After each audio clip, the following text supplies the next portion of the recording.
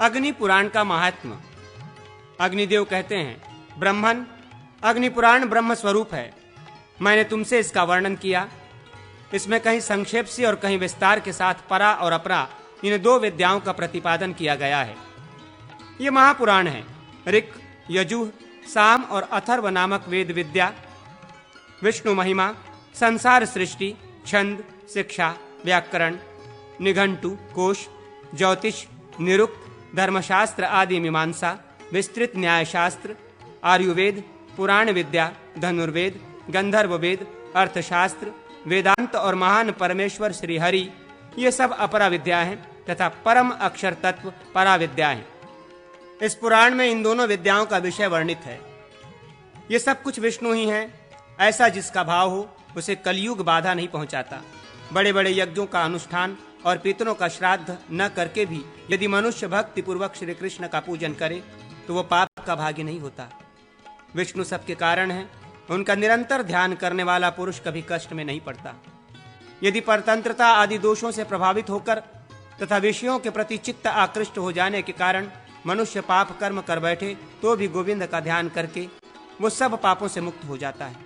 दूसरी बहुत सी बातें बताने से क्या लाभ।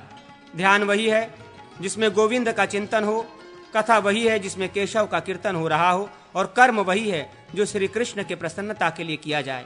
वशिष्ठ जी, जिस परमोत्कृष्ट परमार्थ तत्व का उपदेश न तो पिता पुत्र को न गुरु शिष्य को कर सकता है, वही इस अग्नि पुराण के रूप में मैंने आपके प्रति किया है।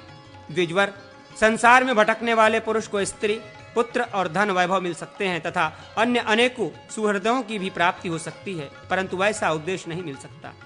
स्त्री, पुत्र, मित्र, खेतीबाड़ी और बंधु बांधवों से क्या लेना है। ये उपदेश ही सबसे बड़ा बंधु है, क्योंकि ये संसार से मुक्ति देने वाला है। प्राणियों की सृष्टि दो प्रकार की है, दैवी और आसुरी।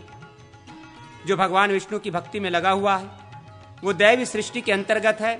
जो भगवान से विमुख है वो आसुरी सृष्टि का मनुष्य है, असुर है। यह अग्नि पुराण जिसका मैंने तुम्हें उपदेश किया है, परम पवित्र, आरोग्य एवं धन का साधक, दुस्वप्न का नाश करने वाला, मनुष्यों को सुख और आनंद देने वाला तथा भवबंधन से मोक्ष दिलाने वाला है। जिनके घरों में हस्तलिखित अग्नि पुराण की पोथी मौजूद होगी वहां उपद्रवों का जोर नहीं चल सकता। जो मनुष्य प्रतिदिन अग्नि पुराण श्रवण करते हैं उन्हें तीर्थ, सेवन, गोदान, यज्ञ तथा उपवास आदि की क्या आवश्यकता है। जो प्रतिदिन एक प्रस्थ तिल और एक माशा सुवर्ण दान करता है तथा जो अग्नि पुराण का एक ही श्लोक सुनता है, उन दोनों का फल समान है। श्लोक सुनाने वाला पुरुष तिल और सुवर्ण का दान फल पा जाता है। इसके एक अध्याय का पाठ गोदाम से बढ़कर है। इस पुराण को सुनने की इच्छा मात्र करने से दिन रात का किया हुआ पाप नष्ट हो जाता है। वृद्ध पुष्कर तीर्थ में 100 कपिला गांवों का दान करने से जो फल मिलता है वही अग्नि पुराण का पाठ करने से मिल जाता है। प्रवृत्ति और निवृत्ति रूप, धर्म तथा परा और अपरा नाम वाली दोनों विद्याएं इस अग्नि पुराण नामक शास्त्र की समानता नहीं कर सकती। वशिष्ठ जी, प्रतिदिन अग्नि पुराण का पाठ अथवा श्रवण करने वाला भक्त मनुष्य सब पापों से छुटकारा पा जाता है। जिस घर में अग्नि पुराण की पुस्तक रहेगी वहां विघ्न, बाधाओं, अनर्थों तथा चोरों आदि का भय नहीं होगा।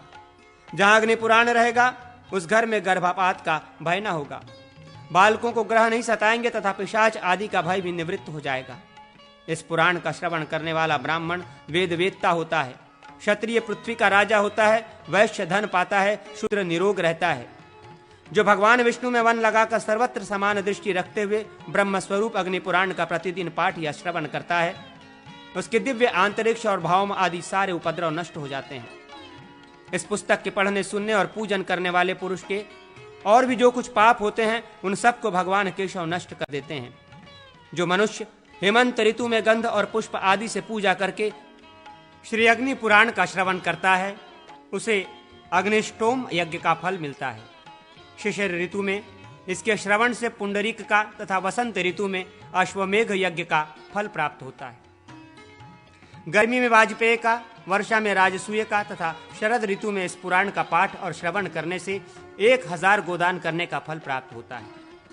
वशिष्ठ जी, जो भगवान विष्णु के सम्मुख बैठकर भक्ति पूर्वक अग्नि पुराण का पाठ करता है वो मानो ज्ञान यज्ञ के द्वारा श्री केशव का पूजन करता है। जिसके घर में हस्तलिखित अग्नि पुराण की पुस्तक पूजित होती हो, उसे सदा ही विजय प्राप्त होती है तथा भोग और मोक्ष दोनों ही उसके हाथ में रहते हैं। ये बात पूर्व काल में कालाग्नि स्वरूप श्री हरि ने स्वयं ही मुझसे बताई थी। आग्नेय पुराण ब्रह्म विद्या एवं अद्वैत ज्ञान का रूप है। वशिष्ठ जी कहते हैं, व्यास, यह अग्नि पुराण परा अपरा दोनों विद्याओं का स्वरूप है। इसे विष्णु ने ब्रह्मा से तथा अग्निदेव ने समस्त देवताओं और मुनियों के साथ बैठे हुए मुझसे जिस रूप में सुनाया, उसी रूप में मैंने तुम्हारे सामने इसका वर्णन किया। अग्निदेव के द्वारा वर्णित यह आग्नेय पुराण वेद के तुल्य माननीय है तथा ये सभी विषयों का ज्ञान कराने वाला है। व्यास, जो इसका पाठ या श्रवण करेगा, जो इसे स्वयं लिखेगा या दूसरों से लिखाएगा, शिष्यों को पढ़ाएगा या सुनाएगा अथवा इस पुस्तक का पूजन या धारण करेगा, वो सब पापों से मुक्त एवं पूर्ण मनोरथ होकर स्वर्गलोक में जाएगा। जो इस उत्तम पुराण को लिखाकर ब्राह्मणों को दान देता है, वो ब्रह्मलोक में जाता है तथा अपने कुल की 100 पीढ़ियों का उद्धार कर देता है। जो एक श्लोक का भी पाठ करता है, उसका पाप पंक से छुटकारा हो जाता है। इसलिए व्यास, इस सर्वदर्शन संग्रह रूप पुराण को तुम्हें श्रवण करने की इच्छा रखने वाले शुकादि मुनियों के साथ अपने शिष्यों को सदा सुनाते रहना चाहिए। अग्नि पुराण का पठन और चिंतन अत्यंत शुभ तथा भोग और मोक्ष प्रदान करने वाला है। जिन्होंने इस पुराण का गान किया, उस अग्निदेव को नमस्कार है। व्यास जी कहते हैं, सुत, पूर्व काल में वशिष्ठ जी के मुख से सुना हुआ यह अग्नि पुराण मैंने तुम्हें सुनाया है। परा और अपरा विद्या इसका स्वरूप है। ये परम पद प्रदान करने वाला है। आग्नेय पुराण परम दुर्लभ है। भाग्यवान पुरुषों को ही ये प्राप्त होता है। ब्रह्म या वेद स्वरूप इस अग्नि पुराण का चिंतन करने वाले पुरुष श्री हरि को प्राप्त होते हैं। इसके चिंतन से विद्यार्थियों को विद्या और राज्य की इच्छा रखने वालों को राज्य की प्राप्ति होती है। जिन्हें पुत्र नहीं है, उन्हें पुत्र मिलता है तथा जो लोग निराश्रय हैं, उन्हें आश्रय प्राप्त होता है। सौभाग्य चाहने वाले सौभाग्य को तथा मोक्ष की अभिलाषा रखने वाले मनुष्य मोक्ष को पाते हैं। इसे लिखने और लिखाने वाले लोग पाप रहित होकर लक्ष्मी को प्राप्त होते हैं। सूत, तुम शुक और पैल आदि के साथ अग्नि पुराण का चिंतन करो। इससे तुम्हें भोग और मोक्ष दोनों की प्राप्ति होगी। इसमें तनिक भी संदेह नहीं है। तुम भी अपने शिष्यों और भक्तों को ये पुराण सुनाओ। सूत जी कहते हैं, शौनक आदि मुनिवरों, मैंने श्री व्यास जी की कृपा से श्रद्धा पूर्वक अग्नि पुराण का श्रवण किया है। यह अग्नि पुराण ब्रह्म स्वरूप है। आप सब लोग श्रद्धा युक्त होकर इस नैमिषारण्य में भगवान श्री हरि का यजन करते हुए निवास करते हैं। अतः आपको सर्वोत्तम अधिकारी समझकर मैंने आपसे इस पुराण का वर्णन किया है। अग्निदेव इस पुराण के वक्ता हैं, अतएव ये आग्नेय पुराण कहलाता है। इसे वेदों के तुल्य माना गया है। ये ब्रह्म और विद्या दोनों से युक्त है। भोग और मोक्ष प्रदान करने वाला श्रेष्ठ साधन है। इससे बढ़कर सर्वोत्तम सार, इससे उत्तम सुहृद, इससे श्रेष्ठ ग्रंथ तथा इससे उत्कृष्ट कोई गति नहीं है। इस पुराण से बढ़कर शास्त्र नहीं है, इससे उत्तम श्रुति नहीं है, इससे श्रेष्ठ ज्ञान नहीं है तथा इससे उत्कृष्ट कोई स्मृति नहीं है। इससे श्रेष्ठ आगम, इससे श्रेष्ठ विद्या, इससे श्रेष्ठ सिद्धांत और इससे श्रेष्ठ मंगल नहीं है। इससे बढ़कर वेदांत भी नहीं है। ये पुराण सर्वोत्कृष्ट, इस पृथ्वी पर अग्नि पुराण से बढ़कर श्रेष्ठ और दुर्लभ वस्तु कोई नहीं है। इस अग्नि पुराण में सब विद्याओं का प्रदर्शन, परिचय कराया गया है। भगवान के मत्स्य आदि संपूर्ण अवतार, गीता और रामायण का भी इसमें वर्णन है। हरिवंश और महाभारत का भी परिचय है। 9 प्रकार की सृष्टि का भी दिग्दर्शन कराया गया है। वैष्णव आगमन का भी गान किया गया है। देवताओं के स्थापना के साथ ही दीक्षा तथा पूजा का भी उल्लेख हुआ है। पवित्रारोहण आदि की विधि, प्रतिमा के लक्षण आदि तथा मंदिर के लक्षण आदि का वर्णन है। साथ ही भोग और मोक्ष देने वाले मंत्रों का भी उल्लेख है। शैव आगम तथा उसके प्रयोजन, शाक्त आगम, सूर्य संबंधी आगम, मंडल, वास्तु और भांति भांति के मंत्रों का वर्णन है। प्रतिसर्ग का भी परिचय कराया गया है। ब्रह्मांड मंडल तथा भुवन कोश का भी वर्णन है। द्वीप, वर्ष आदि और नदियों का भी उल्लेख है। गंगा तथा प्रयाग आदि तीर्थों की महिमा का वर्णन किया गया है। ज्योतिष चक्र, नक्षत्र मंडल, ज्योतिष आदि विद्या तथा युद्ध जयार्णव का भी निरूपण है। मनमंत्र आदि का वर्णन तथा वर्ण और आश्रम आदि के धर्मों का प्रतिपादन किया गया है। साथ ही अशौच, द्रव्य शुद्धि तथा प्रायश्चित का भी ज्ञान कराया गया है। राजधर्म, दान धर्म, भांति भांति के व्रत, व्यवहार, शांति तथा ऋग्वेद आदि के विधान का भी वर्णन है। सूर्यवंश, सोमवंश, धनुर्वेद, वैद्यक, गांधर्व वेद, अर्थशास्त्र, मीमांसा, न्याय विस्तार, पुराण संख्या, पुराण महात्म्य, छंद, व्याकरण, अलंकार, निघंटु, शिक्षा और कल्प आदि का भी इसमें निरूपण किया गया है। नैमित्तिक, प्राकृतिक और आत्यंतिक लय का वर्णन है। वेदांत, ब्रह्मज्ञान और अष्टांग योग का निरूपण है। स्रोत, पुराण महिमा और अष्टादश विद्याओं का प्रतिपादन है।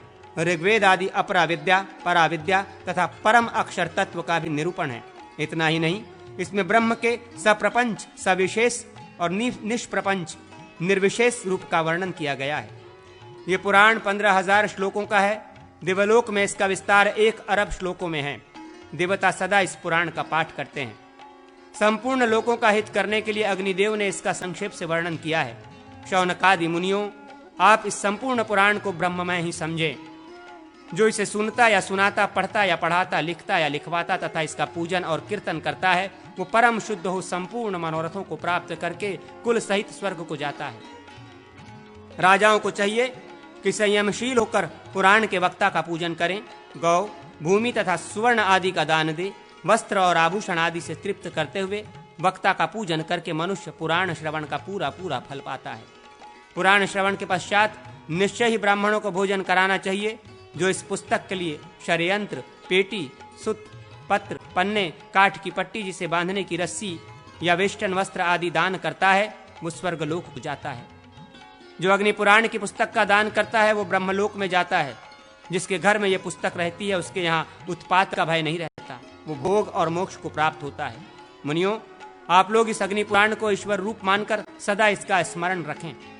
व्यास जी कहते हैं, तत्पश्चात सूत जी मुनियों से पूजित हो वहां से चले गए और शौनक आदि महात्मा भगवान श्री हरि को प्राप्त हुए।